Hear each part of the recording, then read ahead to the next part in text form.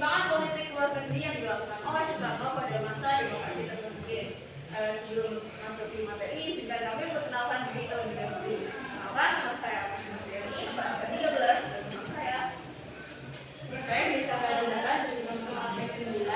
Saya Siti Mamiko, nomor absen 20. Saya Raya Bujana, nomor absen 12. Saya Rinda Dia, nomor absen 4. Saya Tina Sasita, absen 12.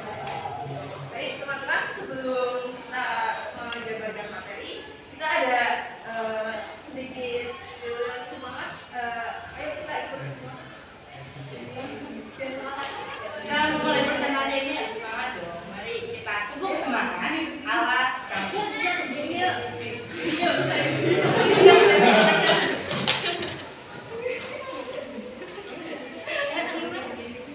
Oke, mari kita mulai. Bisa tenang dulu. Jadi tepuk semangat dari kami itu seperti ini. Tepuk semangat. Semangat. Semangat. Kita menebar kasih sayang ke teman kita. Bisa? Oke, mari kita mulai. Tepuk semangat.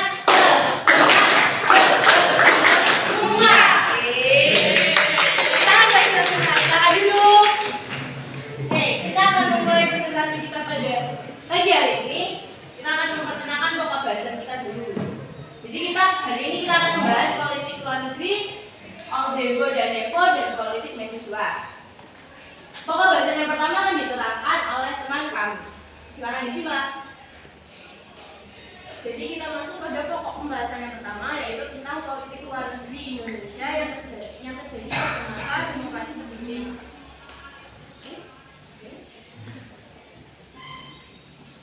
Politik luar negeri Indonesia yang diterapkan pada demokrasi terpimpin adalah politik bebas aktif. Nah, yang dimaksud dari bebas aktif itu adalah bebas menentukan sikap terhadap masalah-masalah internasional dan lepas dari pengaruh blok timur yang berpaham komunis dan blok barat yang berpaham liberal.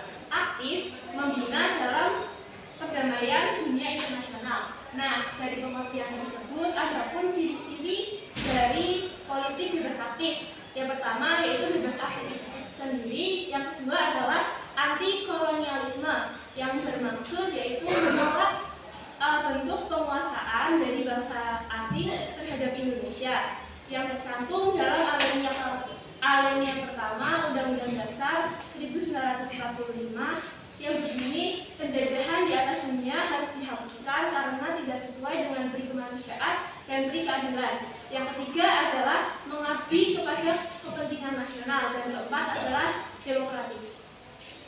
Yang selanjutnya tentang latar belakang dan tujuan akan dijelaskan oleh teman-teman. Jadi kita akan bercerita tentang latar belakang gimana sih terbentuknya politik bebas aktif. Politik bebas aktif itu diawali dengan berakhirnya Perang Dunia Kedua. Dan dari Perang Dunia Kedua ini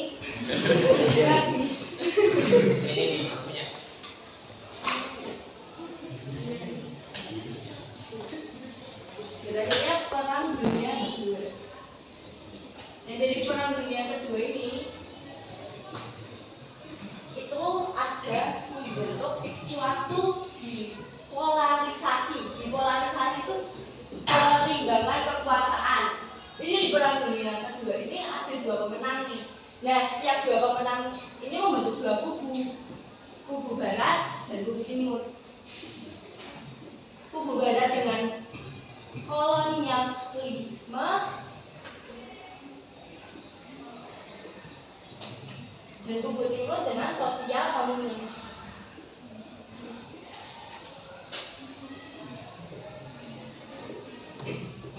Nah, ini semua itu terjadi dengan yang disebut dengan perang dingin.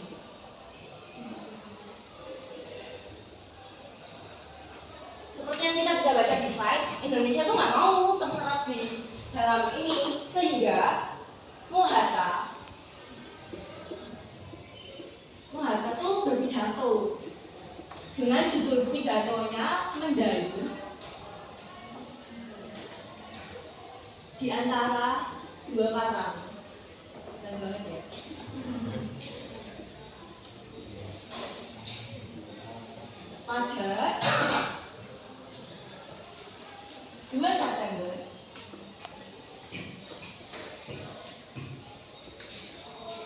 1948 di depan KMIP. Ada yang tahu kepanjangan dari KMIP?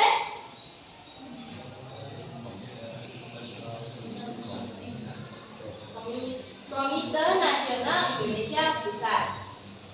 Nah, di sini Indonesia itu pingin mengambil langkah agar nggak terseret, agar dia itu bisa mengambil pilihannya tersendiri, sehingga Indonesia itu bisa tidak terbawa di dua arus ini, tidak terbawa di blok barat dan blok timur, dan Indonesia juga bisa menjadi negara yang memperdamaikan dunia. Oke, next slide. Next slide ada tujuan politik bebas aktif, yaitu yang pertama menjaga kedaulatan negara. Kenapa sih politik bebas aktif itu bisa menjaga kedaulatan negara? Karena dengan kita tidak terseret seperti yang Lana bilang tadi, itu akan membuat kita lebih kuat, sehingga kedaulatan negara itu lebih kuat. Yang kedua, menjaga netralisasi Indonesia. Kalau Indonesia itu di kubu netral, itu namanya Indonesia jadi aman kan. Orang kalau nggak ikut satu kubu atau kubu lainnya itu tim yang aman. Makanya dengan kita netral, kita itu masuk golongan akan aman. Yang kedua, memperbaiki persaudaraan antar bangsa sendiri. Dengan kita adanya politik bebas aktif, itu tujuannya agar kita bisa memperbaiki persaudaraan antar satu dan lainnya. Di Indonesia bisa bersaudara dengan yang blok barat bisa, yang blok timur bisa. Oke. Yang next. Kenapa sih politik luar negeri kita udah bagus, dan dari tujuan, dari latar belakangnya kita tadi udah lihat itu bagus banget. Kok bisa disebut menyimpang? Ya, di sini nih poinnya. Karena politik bebas aktif Indonesia itu condong ke blok timur. Kok bisa? Ya, ini ada alasannya. Kenapa politik Indonesia condong ke blok timur tuh? Karena yang pertama, blok timur itu kan sosial komunis. Sosial komunis tuh mengacunya kepada rakyat bawah. Rakyat bawah. Seperti buruh dan tani.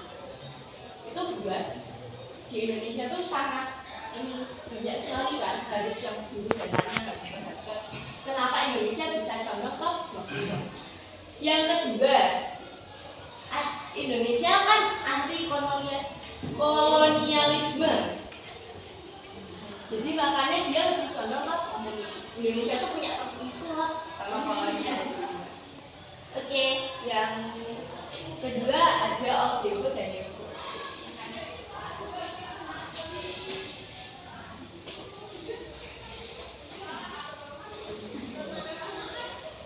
Ada Orde Baru sama Nevo sebelumnya. Ada yang tahu nggak kepanjangannya Orde Baru sama Nevo?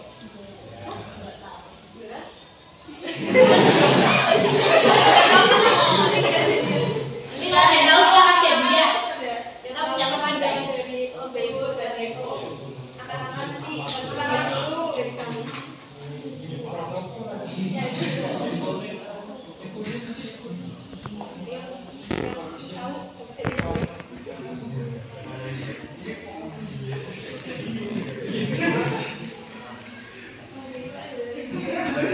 Jadi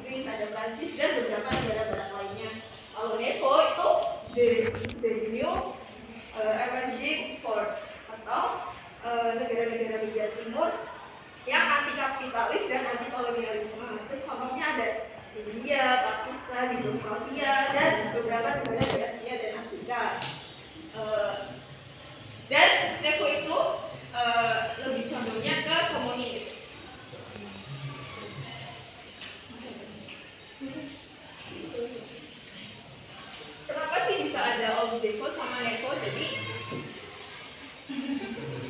kan tadi pada tahun 1950 sampai 60-an kan ada perang dingin ya yang membuat dua kubu, yang blok barat sama blok timur. Nah, beberapa pemimpin terkemuka di dunia itu rasa tuh perlu kayak deklarasi kubu baru gitu sih. Pemimpinnya itu antara lain ada Presiden Soekarno, terus ada Presiden dari Mesir. Mohon maaf saya agak lupa namanya. Ada Presiden dari Mesir, terus ada Perdana Menteri dari India, dan Presiden Ghana. Itu tuh akhirnya bersepakat kayak membuat gerakan non blok. Terus akhirnya diadailah konvensi gerakan non blok.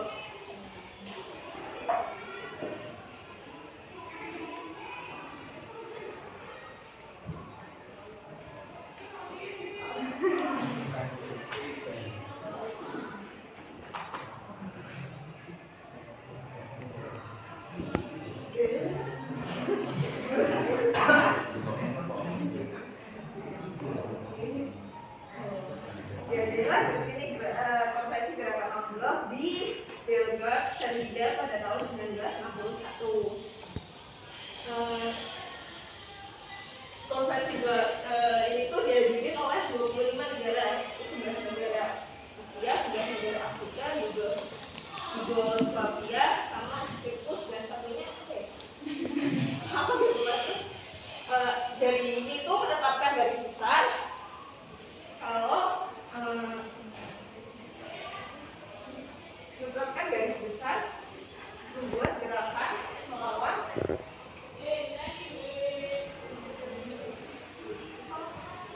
melawan kolonialisme, neokolonialisme, sama imperialisme.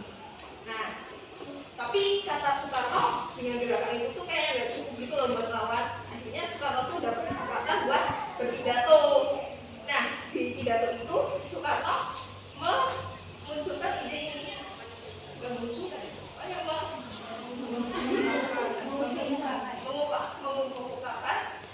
tentang Devo sama Nevo. Terus, tapi di pidato itu si Soekarno bilang bersama Nevo, ayo bangun negara baru tanpa penjajahan dan penindasan. Akhirnya setelah pidato itu Indonesia dibawa condong ke yang ini komunis gitu. Dan untuk selanjutnya akan dijelaskan oleh Ana. Oke, jadi di sini Indonesia menjalin kerjasama dengan negara-negara Nevo. Contohnya ada yang poros-poros itu loh. Ini ada poros Jalata Putih antara Indonesia dan Cina, terus ada poros Jalata Phnom Penh antara Indonesia dan Indonesia, ada poros Jalata Hanoi Indonesia dan Vietnam, dan poros Jalata Pyongyang Indonesia dan Korea Utara. Pasti kalian bertanya ya, kenapa kok namanya Jakarta Pyongyang, Jakarta Peking gitu? Itu karena simbol dari ibu kota negara-negara tersebut. Terus kenapa harus ada poros-poros Jakarta kayak gini? Kota belakangnya apa sih? Ada yang tahu nggak? Oke, kalau nggak ada yang tahu tak jelasin. Jadi kalau belakangnya itu kan saat itu Indonesia lagi ada konfrontasi dengan Malaysia tuh, lagi war nih, lagi ada berselisih. Nah, Indonesia itu butuh bantuan, butuh support system dari negara lain. Sedangkan Malaysia itu support systemnya ada dari Inggris. Inggris kan lebih ke Old Devo ya, barat gitu. Nah, Indonesia tuh butuh support system dari negara lain selain dari Sekutu. Berarti harusnya ke Blok Timur. Nah, makanya ada Cina, Kamboja, Vietnam, Korea itu yang membantu Indonesia di sini. Makanya diadakan yang namanya Jakarta Poros antara negara-negara ini. Tuh. Terus kenapa Indonesia kok lebih maunya ke Cina sama Kamboja dan lain-lain itu? Kenapa kok yang Blok Timur? Padahal saat itu pernah Blok Barat dari Amerika menawarkan yang namanya bantuan. Tapi Indonesia menolak karena saat itu Indonesia berpikir bahwa kita harus ke Blok Timur aja dulu saat itu. Karena kan Malaysia lebih dikuasai Blok Barat, yang Inggris, Amerika Blok Barat. Jadi kita carinya yang anti Sekutu. Makanya itu kita lebih milih ke Blok Timur. alasan yang lain juga karena Blok Timur itu menawarkan kerjasama atau membantu kita dengan syarat yang lebih mudah. Contohnya seperti bunganya lebih kecil. Jadi kita tuh bayar bunganya itu nggak kayak pas ke Blok Barat Amerika. Terus juga di sini kalau yang Blok Timur itu nggak minta kita buat ikut permasalahan politis. Kalau Blok Barat dari Amerika persyaratannya itu susah, ditambah dia minta kita untuk ikut ke persyaratan politis itu. Oke, next. Oke, dampak dari terbentuknya poros. Kalau terbentuk sesuatu pasti kita punya dampak dong. Apalagi di sini Indonesia kan poros itu cenderung lebih ke Blok Timur ya. Jadi dampak yang pertama ada ruang gerak diplomasi menjadi sempit. Kenapa kok bisa sempit? Ya karena pada saat itu ruang gerak diplomasi ini lebih dipengaruhi, lebih dikuasai oleh Blok Barat yang sudah lebih mapan. Jadi kita yang lebih condong ke Blok Timur, kita yang anggota NEPO lebih sempit ruang geraknya, nggak bisa bebas, nggak bisa menguasai itu. Terus yang kedua ada Indonesia terkesan memihak blok sosialis komunis. Seperti tadi yang telah dijelaskan, kenapa kita bisa memihak seperti itu ya karena negara kita banyak juga buruh tani yang menganut pahamnya itu agak komunis ya. Makanya alasannya itu kenapa Indonesia bisa terkesan memihak blok yang sosialis dan komunis. Oke, next slide.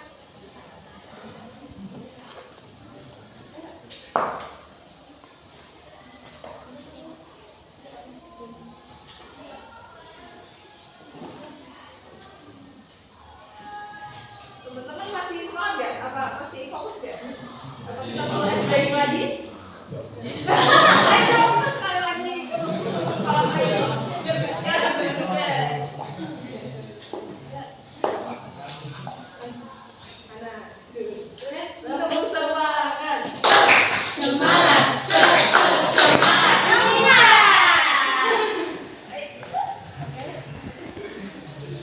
Pokok pembahasan yang selanjutnya adalah politik mahasiswa. Nah, politik mahasiswa adalah politik yang dijalankan oleh Presiden Soekarno pada masa demokrasi terpimpin dengan anggapan bahwa Indonesia itu adalah mercusuar yang dapat mengenali negara-negara Niko di seluruh dunia. Nah, apa sih? Nah, tujuan utamanya dari politik mercusuar adalah Indonesia tuh pengen dikenal, pengen dilihat, pengen dipandang, pengen diperhitungkan di mata dunia. Jadi langkah utama yang diambil Indonesia pada saat itu yaitu menyelenggarakan Ganevo. Ada yang tahu nggak Ganevo itu apa? Tidak Amerika loh. Ada yang tahu nggak? Ada dia yang Kita punya persenjataan lucu loh. Ya.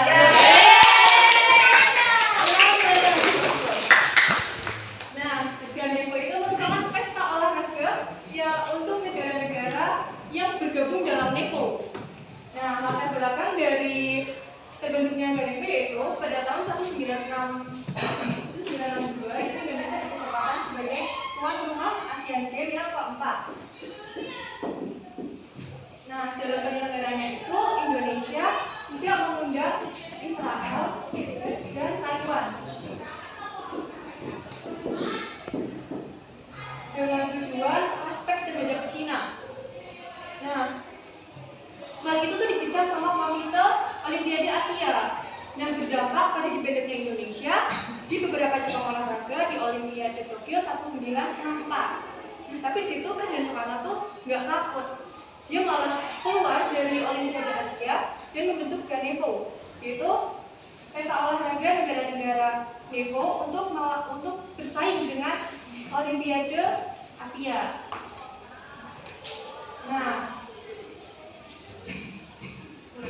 penyelenggaraan pertama Ganevo itu di Indonesia, tepatnya di Stadion Gelora Bung Karno, tanggal 10 sampai 12 November 1963, jadi setahun setelahnya. Nah, penyelenggaraan Ganevo itu diboikot nih oleh negara-negara Barat, karena negara-negara Barat kan nggak ikut ya, jadi diboikot. Gede aja. Iya, gede aja nih, jadi ngantuk diboikot. Nah, begitu Ganevo kita berlangsung nih, dan malah sukses. Nah, moto dari Kadebo adalah maju terus, jangan mundur, kayak kalian di kelas kalian nggak sih? Maju terus. Oke, yang selanjutnya itu tujuan politik mercusuar. Politik mercusuar itu punya dua tujuan, yaitu bagi Indonesia sendiri dan bagi internasional. Tujuan bagi Indonesia sendiri yaitu utamanya itu pasti ingin mengukir nama baik dan membawa dan mengagungkan nama Indonesia di forum internasional. Terus yang kedua yaitu menjadikan Indonesia sebagai mercusuar yang menerangi kekuatan baru yang sedang terbentuk. Sedangkan yang internasional yaitu sebagai jembatan untuk mengemukakan gagasan penggalangan kekuatan baru dari negara-negara yang berkembang atau negara-negara yang baru merdeka dalam satu kelompok yang bernama New Energy Force atau NEFO. Terus seperti yang kita tahu, politik mercusuar itu kan identik dengan membangun bangunan-bangunan mewah demi tercapainya tujuan pride, yaitu agar dikenal Indonesia dikenal dalam forum internasional. Contoh proyek-proyek mercusuarnya yaitu antara lain seperti Jembatan Semanggi, Stadion Gelora Bung Karno, Patung Selamat Datang, dan Monumen Nasional.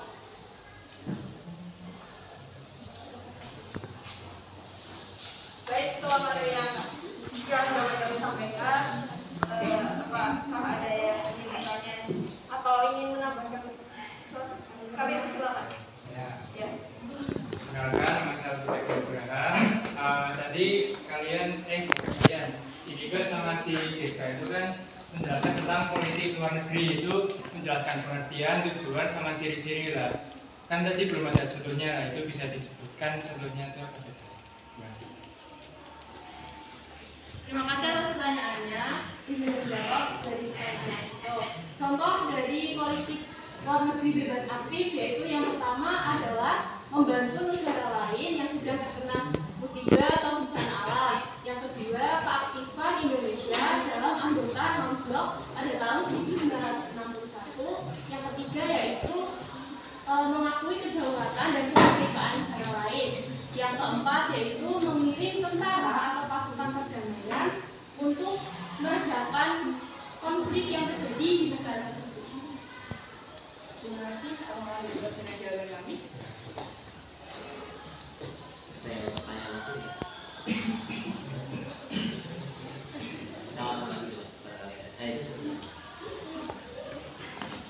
Perkenalkan, saya Safa Anita Rahma, nomor absen 19 ingin bertanya.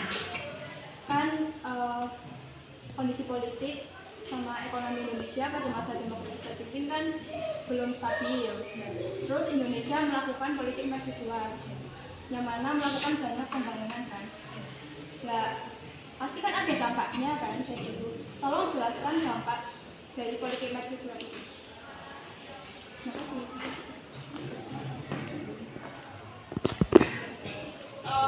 Sepengetahuan saya, dampak dari adanya politik mercusuar kan politik mercusuar itu membangun bangunan-bangunan mewah, terus membutuhkan biaya yang sangat besar sampai miliaran di masa krisis ekonomi. Pastinya dampaknya itu ke masyarakat ya.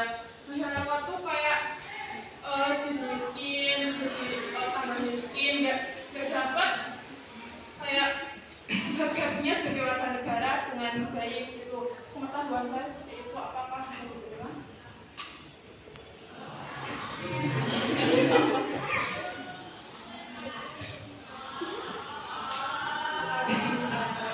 Izin menambahkan pertanyaan. Saya mau logistik. Tadi kan dijelaskan dampaknya bagi masyarakat apa yang miskin tidak mendapatkan haknya. Ya. Terus ada nggak dampak bagi negara-negara lain? Ini kan politik mercusuar seperti Indonesia jadi mercusuar di negara lain kan? Nah, mesti ada pengaruhnya untuk negara-negara NEFO yang lainnya. Itu seperti apa?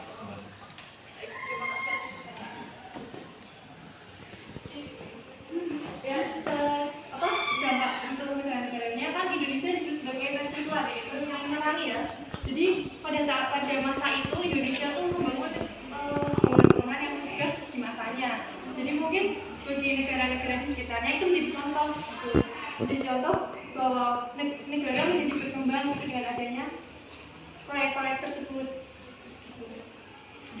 contoh mungkin negara-negara di sekitarnya. Izin menambahkan pendapatnya Ica, menurut saya dampaknya politik mercusuar ke negara-negara lain yaitu di sini kan dijelaskan di internasional itu menjadi jembatan pengemuka gagasan dan penggalang kekuatan. Ya, di sini bisa kita simpulkan bahwa Indonesia itu bisa menjadi suatu wadah pelopor juga dari sebuah gagasan yang negara lain itu sampaikan. Terima kasih. Apakah pendapat Bapak Ibu? Izin bertanya. Tadi kan menambah pengaruh bagi masyarakatnya menjadi kayak miskin itu. Nah, saat melakukan pembangunan besar-besaran itu, apakah kondisi ekonomi Indonesia itu sedang stabil? Kenapa Soekarno berani melakukan hal itu? Kondisinya sedang tidak stabil karena pada masa Reformasi itu sedang kondisi ekonominya itu tidak stabil kan. Nah, kenapa malah Soekarno malah membangun? Karena itu Soekarno pengen pengen dikenal, pengen dilihat, pengen dipandang, gengsinya Soekarno gitu. Dan ternyata ini di mata dunia. Walaupun kondisi di sana ekonominya itu lagi buruk. Di sana membangun saat pembangunan dulu itu bagaimana? Izin menambahkan pendapatnya. Bentuk kan kita ini NEVO itu terbentuk dari beberapa negara.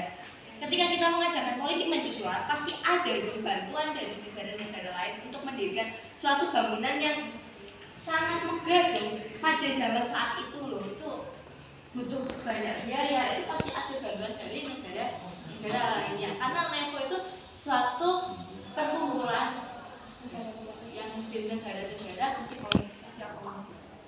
Terima kasih. Pak, ada yang mau ditanyakan kembali?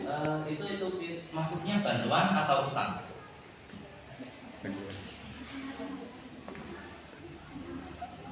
Dan siapa yang memberi bantuan atau utang? Jadi setahu saya itu ada yang masuk bantuan, juga ada yang masuk ke utang ya. Makanya tadi Indonesia pikir-pikir lagi kan mau dibantu sama Barat, Amerika itu tuh dia pikir-pikir lagi karena ada yang masuk utang, juga ada yang masuk kerjasama bantuan. Tapi bantuannya itu kita diajak harus ikut kerjasama tentang politis itu. Dan kita kan dia mau, kita mikirnya yang sama-sama saling menguntungkan lah, 50-50 lah gitu loh. Jadi kita lebih milih yang ke timur kan, karena timur itu mau meminjamkan juga membantu. Itu setahu saya. Iya.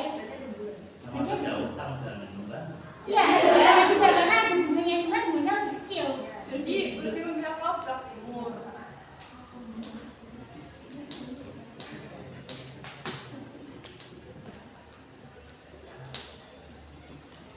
Ya bagaimana? Berarti si proyek mercusuar sama politik poros itu hubungannya apa sih? Saya berdua sebenarnya Semua penyimpangan di luar negeri itu berhubungan semua dari konfrontasi Malaysia, politik mercusuar, NEVO sama keluarga Indonesia di PBB itu berhubungan semua.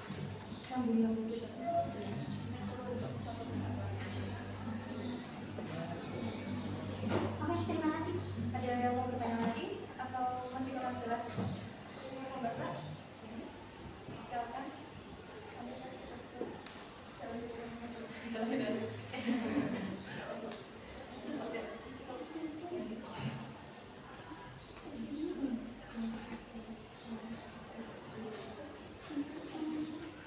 Baik, karena sudah selesai untuk mengakhiri ini, mari kita terus semangat lagi. One more.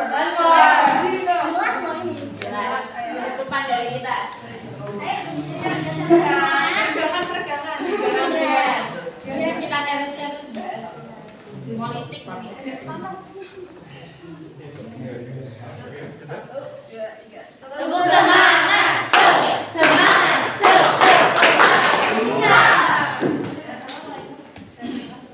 Terima kasih dari kami. Mohon maaf apabila ada kesalahan, kekurangan maupun salah kata.